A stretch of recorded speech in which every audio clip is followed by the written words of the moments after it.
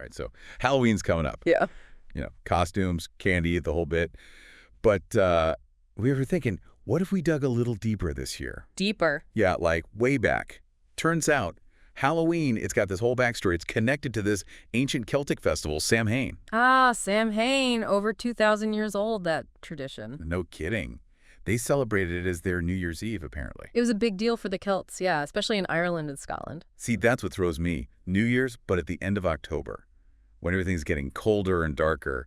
Seems like an odd time for a fresh start. It's not about fireworks and resolutions like we do it. For the Celts, this was deep stuff. Death wasn't an ending, more like a transition, part of life's cycle. Whoa, okay. Profound much.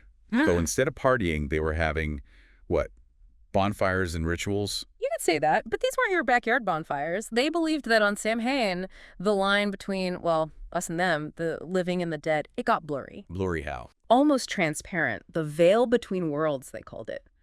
Those bonfires, they were for protection, purification.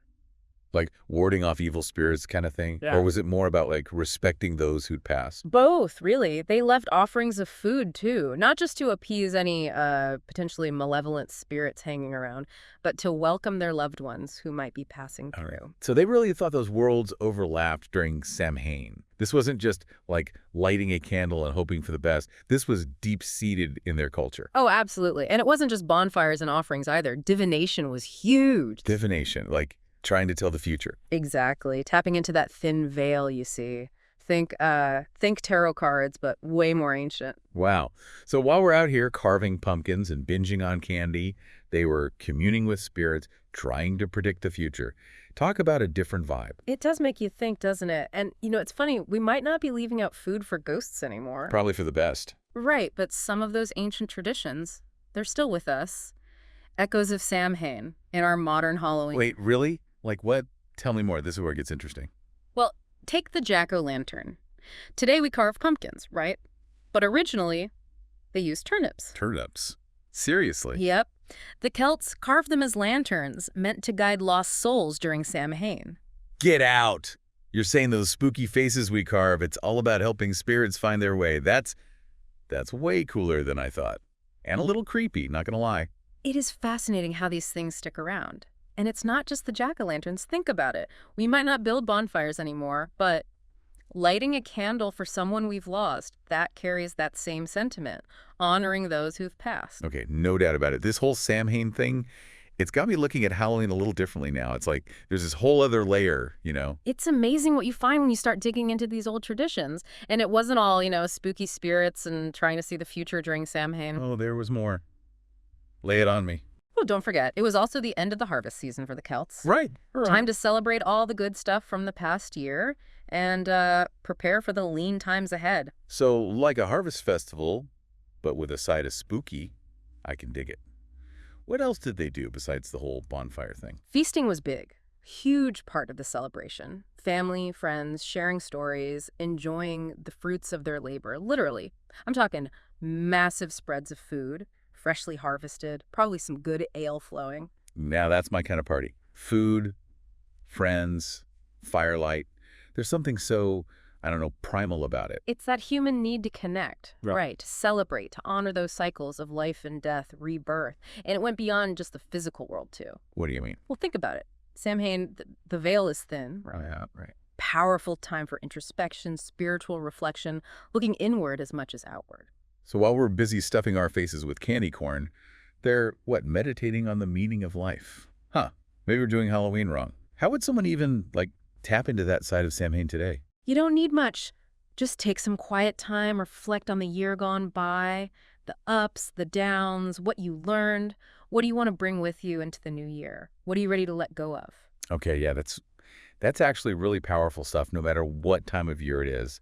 Using Samhain as a reminder to, check in with yourself. Exactly. And you can even use some of those old traditions to help you out.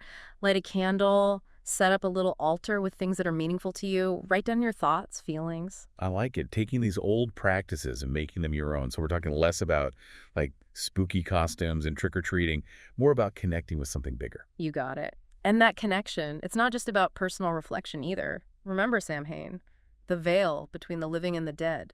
It's at its thinnest then. You're talking about connecting with ancestors now. This is where I get interested. I've always wanted to learn more about my family history, but I don't know, it's daunting. Where do you even start? Well, a lot of people believe Samhain is like the perfect time to dive into that genealogy, you know, researching your family tree. So not just remembering the people we've known and lost in our lifetime, but going way back, Yeah. learning about the folks whose lives, their stories, they shaped who we are today. Exactly. And you don't need anything fancy to get started. Talk to your older relatives, gather up old photos, family heirlooms if you have them. Even just writing down stories you've heard passed down. Those are important. It's like a treasure hunt through time, Mhm. finding those connections, piecing together your family's story.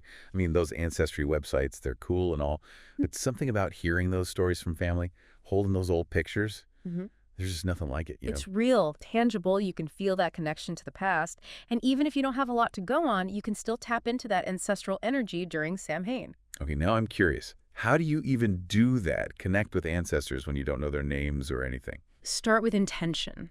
Make a little space in your home just for them. Doesn't have to be fancy. A table, a shelf, whatever you've got. Yeah. Put a candle there, some flowers maybe, a family heirloom if you have one. Just a visual reminder. It's like a little sanctuary, a place where you can kind of feel that connection, even if you don't have all the answers. Exactly. And when you light that candle, talk to them. Mm. In your head, out loud, it doesn't matter.